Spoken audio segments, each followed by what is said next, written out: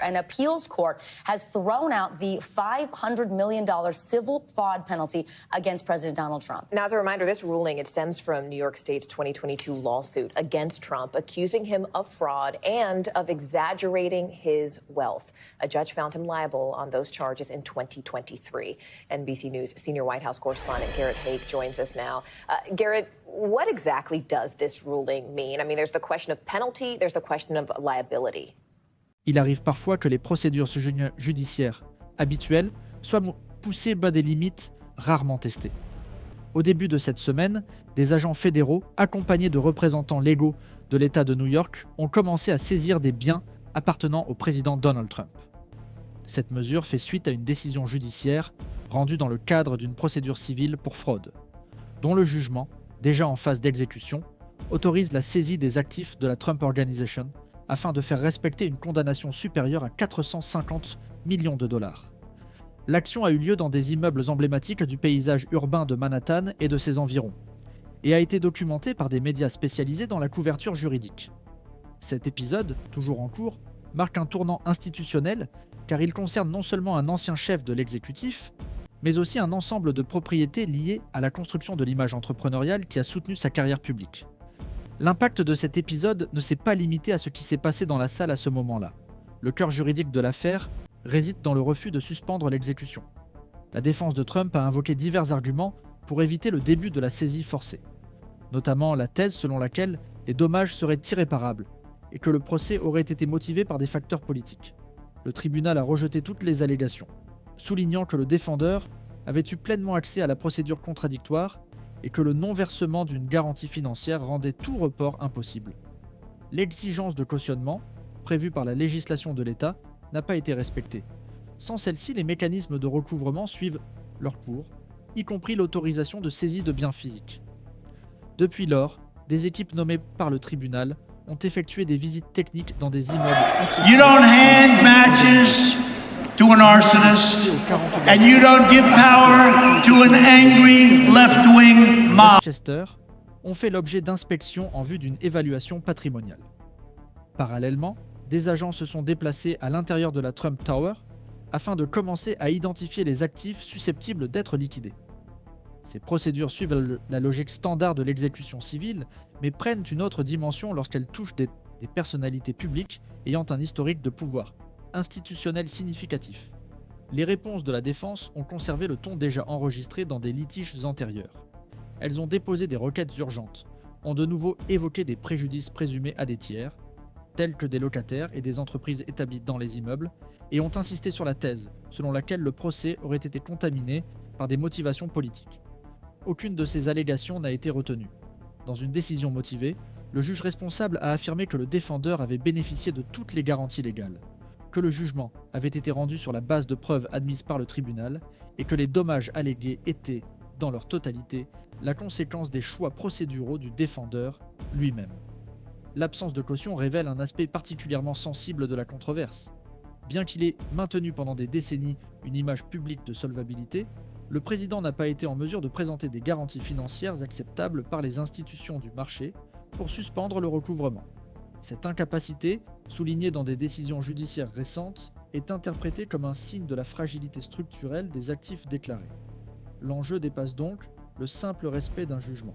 Il s'agit d'un affrontement entre la rhétorique du succès entrepreneurial et les mécanismes formels d'évaluation patrimoniale établis par le système juridique et financier.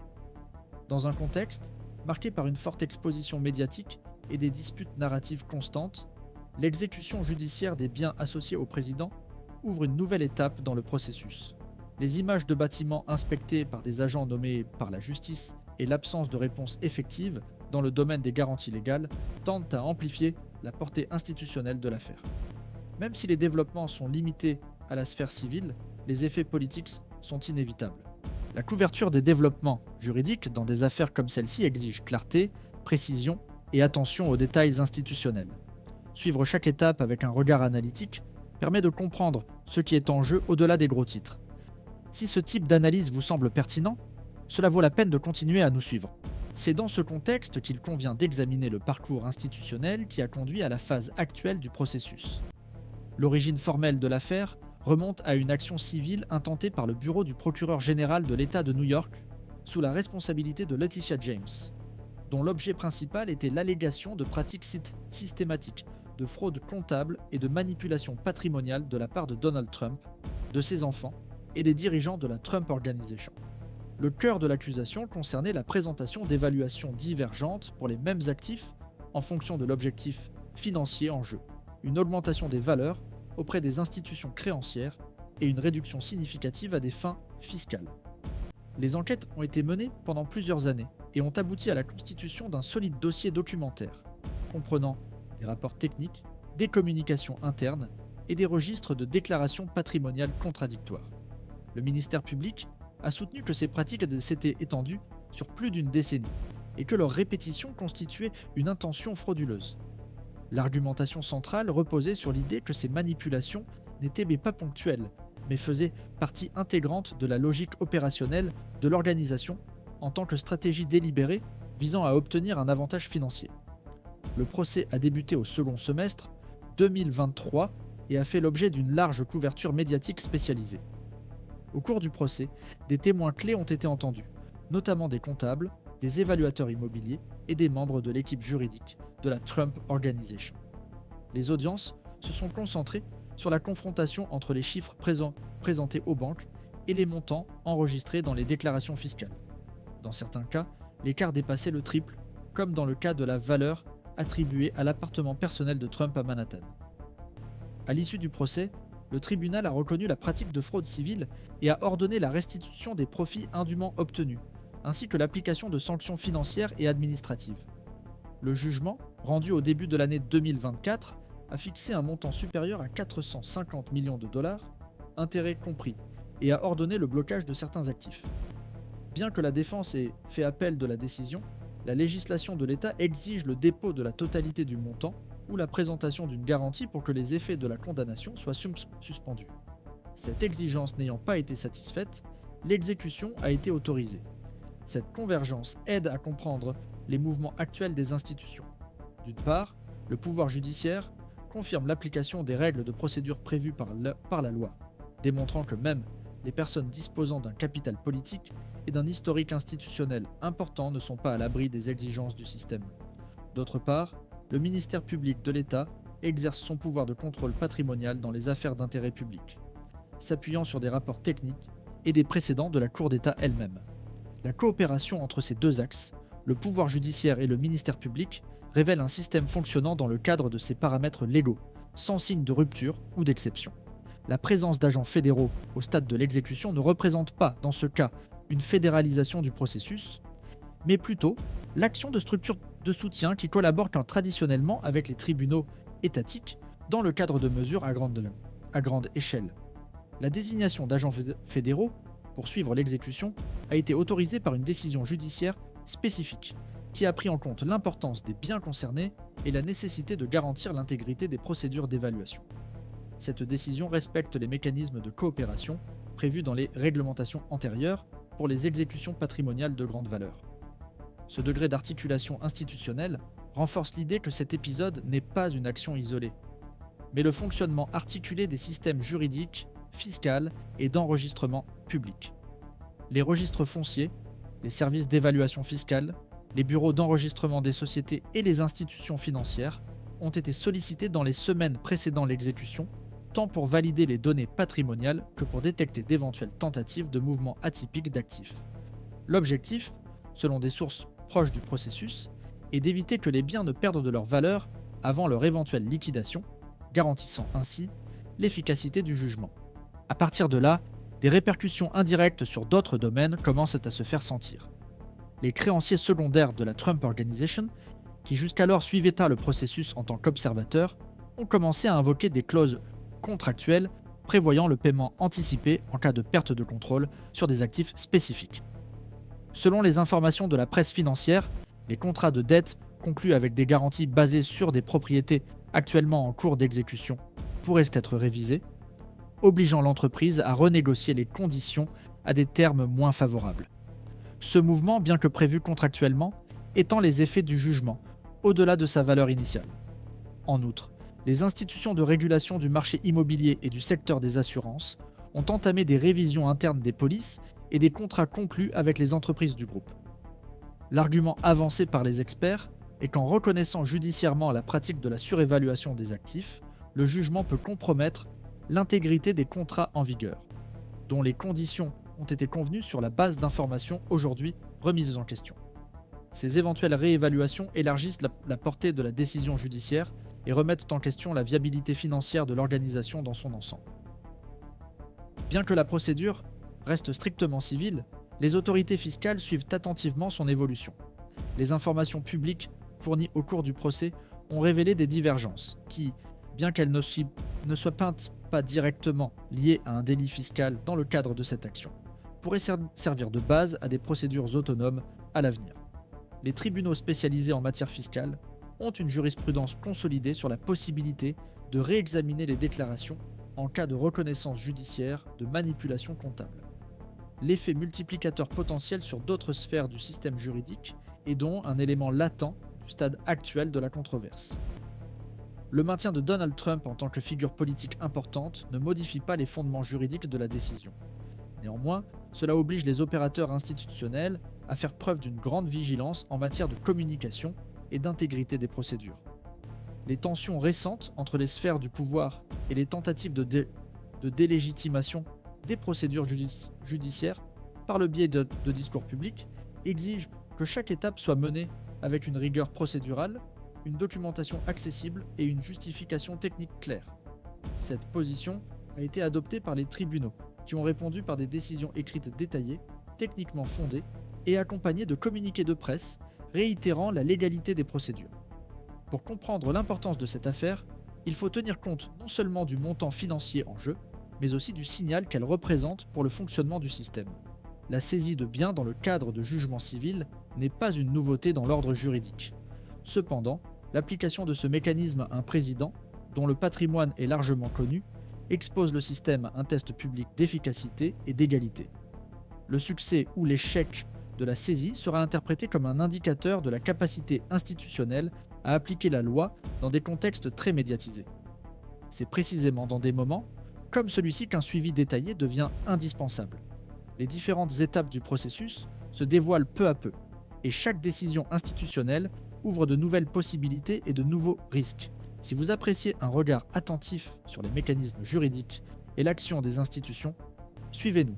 Cette chaîne suit chaque étape avec un engagement éditorial et une analyse fondée. Il existe différentes interprétations concernant la portée juridique et les répercussions politiques de la saisie immobilière liée à la Trump Organization. Une ligne d'analyse comprend cet épisode comme l'expression pratique de l'application régulière de l'état de droit, dans lequel les règles de procédure s'appliquent sans distinction quant à la pertinence politique ou à la notoriété publique du défendeur. Pour ces analystes, le rejet successif par les tribunaux des tentatives de suspension de l'exécution démontre l'indépendance du pouvoir judiciaire et le strict respect des règles en vigueur, y compris l'exigence légale d'une garantie comme condition pour l'octroi d'un effet suspensif. Un autre courant, cependant, souligne les effets indirects possibles d'une mesure de cette ampleur lorsqu'elle est appliquée à une personnalité d'envergure nationale. Tout en reconnaissant le fondement juridique des décisions, ces observateurs se demandent si l'intensification de la procédure ne peut pas être exploitée politiquement comme preuve d'une prétendue persécution institutionnelle, en particulier dans un contexte électoral. Le débat porte en grande partie sur le moment où l'exécution a été engagée. Certains juristes soutiennent que, bien que juridiquement possible, l'adoption de mesures patrimoniales très visibles pendant une période électorale active peut entraîner des risques institutionnels supplémentaires. Partant de cette interprétation, ils font valoir que le pouvoir judiciaire aurait pu attendre l'examen du recours en instance supérieure avant d'autoriser des mesures ayant un impact public plus important.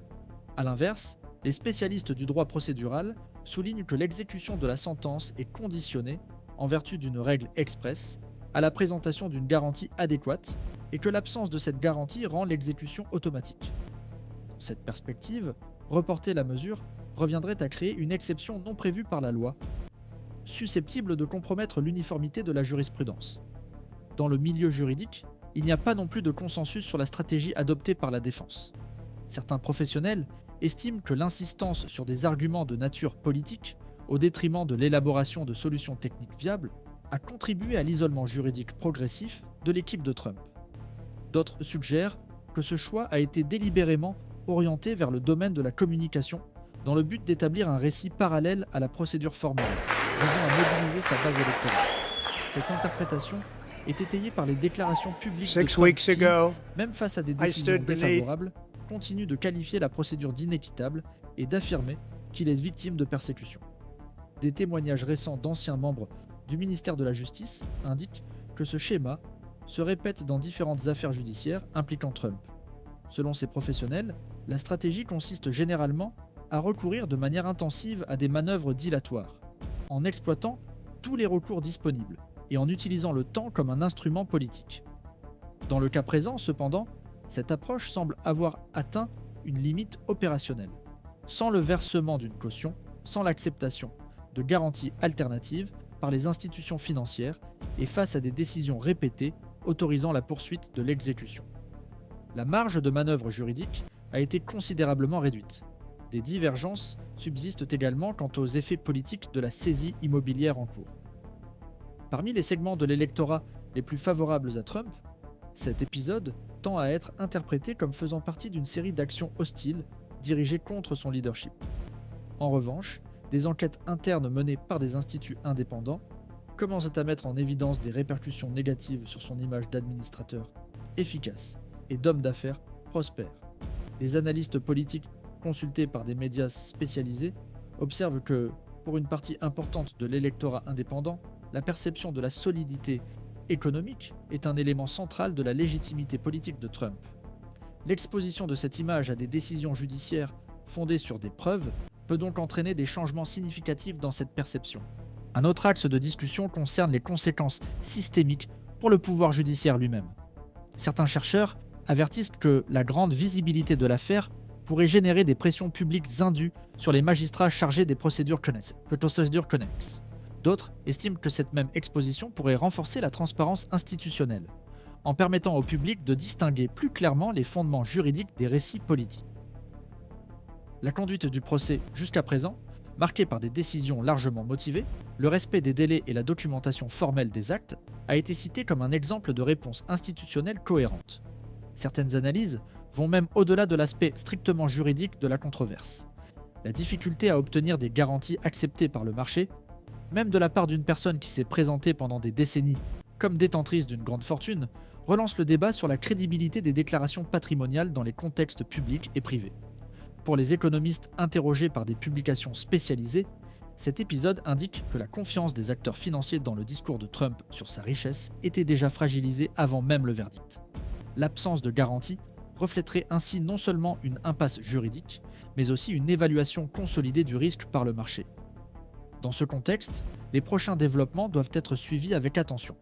Les biens immobiliers actuellement soumis à évaluation ne représentent qu'une partie des actifs de la Trump Organization, et d'autres biens pourraient être saisis au fur et à mesure de l'avancement de la procédure. En outre, les créanciers privés qui ne figurent pas encore dans le litige judiciaire peuvent intenter leurs propres actions s'ils identifient des risques pour l'exécution de leur contrat. Cette possible succession de litiges dessine un tableau juridique et financier encore en formation, dont la complexité tend à s'amplifier avec l'introduction de nouvelles variables. D'un point de vue institutionnel, l'affaire ne donne pas lieu à une interprétation unique ou définitive. Elle mobilise de multiples acteurs: le pouvoir judiciaire, le ministère public, les organismes de réglementation, le marché financier, la presse et les électeurs, chacun réagissant différemment aux informations rendues publiques. Les institutions continuent de fonctionner, mais la tension entre les décisions techniques et leurs répercussions politiques tend à s'intensifier. Parallèlement, différentes forces politiques cherchent à intégrer cet épisode dans leur stratégie, approfondissant ainsi le débat sur ce qui est réellement en jeu.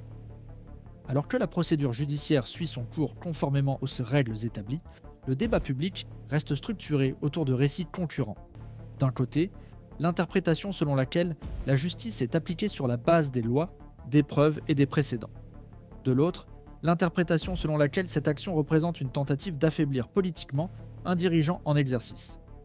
Entre ces deux pôles, il existe une position plus prudente, qui reconnaît la légalité de la procédure, mais souligne la nécessité d'une vigilance constante quant à l'utilisation politique des décisions judiciaires, indépendamment de ceux qui en bénéficient. Il n'est pas encore possible de prévoir quels actifs seront effectivement cédés, ni si la défense parviendra à inverser, totalement ou partiellement, les effets du jugement devant les instances supérieures. La réaction du marché à la mise en vente éventuelle de ces biens n'est pas non plus claire. Ce que l'on peut déjà affirmer, c'est que cette affaire a redéfini les paramètres de la responsabilité juridique applicable aux personnalités publiques très en vue, et que ces développements continueront d'être suivis en temps réel par divers secteurs. Les événements qui suivront continueront de tester les limites du système institutionnel, ses mécanismes d'équilibre et sa capacité à résister aux pressions extérieures. L'enjeu dépasse la simple figure d'un ancien président. Il s'agit d'un test institutionnel sur la résilience des normes face à la force des récits. Pour ceux qui considèrent qu'il est essentiel de suivre ce processus avec rigueur, analytique et clarté, cette chaîne s'engage à fournir une couverture approfondie, contextualisée et éditorialement responsable.